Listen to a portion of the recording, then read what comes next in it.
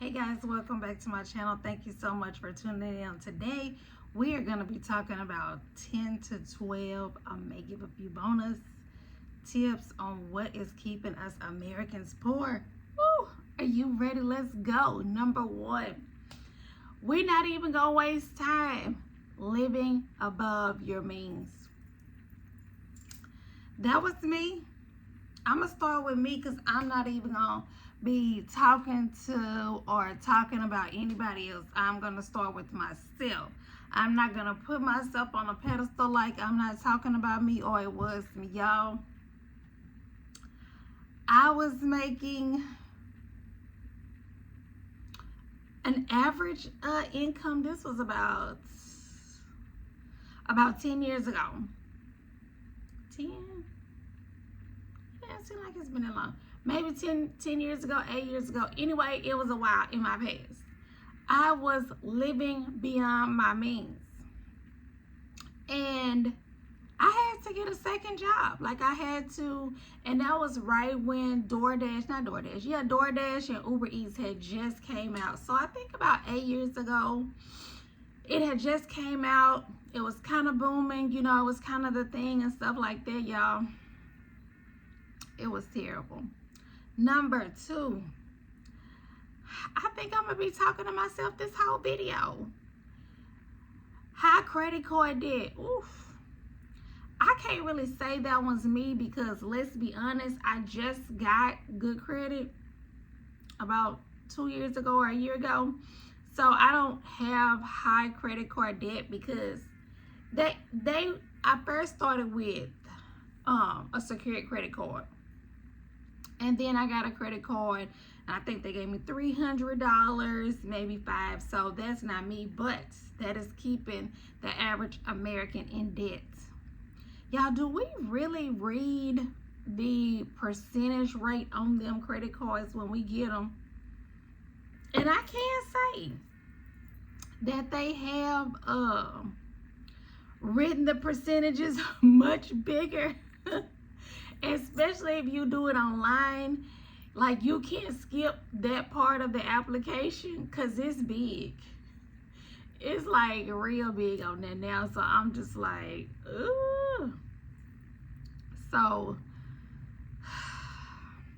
impulse buying, that was me too. But I have developed a 24-hour rule that we're not impulse buying. So I'm telling you, I used to just be an impulse, middle of the night, swiping, shopping fool. Okay? Fool. Lack of budgeting. Oof. Because I didn't have enough, I felt like I could not budget because there was not enough. So it just wasn't enough to budget, so I didn't budget. Although in reality it was enough money, it was just more bills were coming in than money. So that was it, and I was frustrated, all of that. So it was rough. Failure to save. A lot of times, sometimes we'll start off saying, oh, I'm going to save, and then we get our paycheck. Okay, let me transfer it over here into our savings account. Let me do this, let me do that. And then once the bills get to coming, something you didn't know about gets off in there, and you like, ugh. And then what do? Lie to ourselves and say what? I'm going to put it back. And do we put it back? Inadequate retirement savings. Whew. Y'all, just 20 years ago, I was 20. Like, just 20 years ago. Like, it feels like I literally blinked my eye and now I'm 40.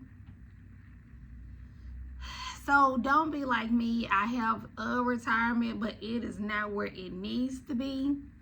But I am on the good foot, and I am going to be aggressively saving for retirement, okay? Lifestyle inflation. I think that was me one time. No, twice. I got luxury apartments.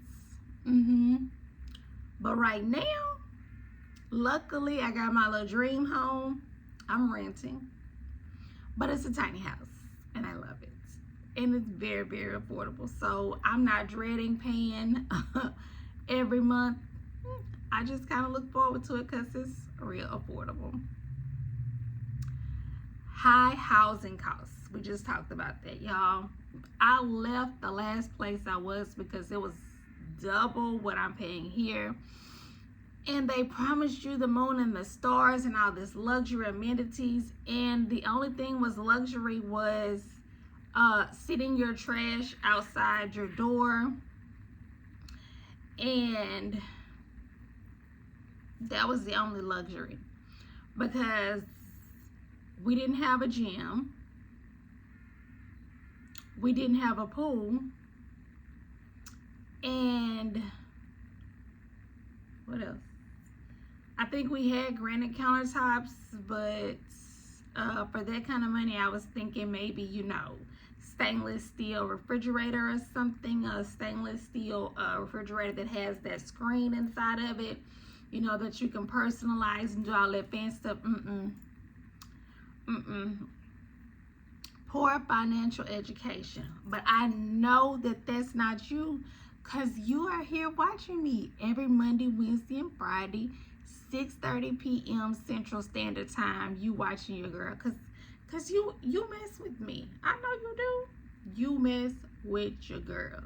So I appreciate that, okay? What else?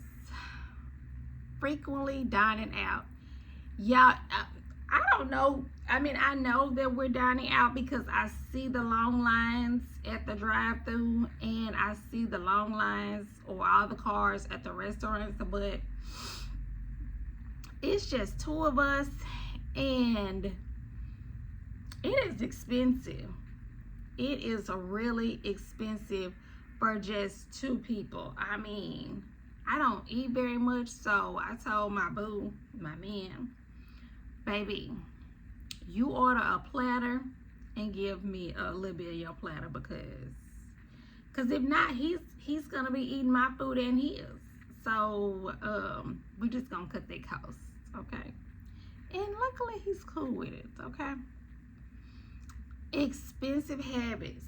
Y'all, I had to cut some of my habits down.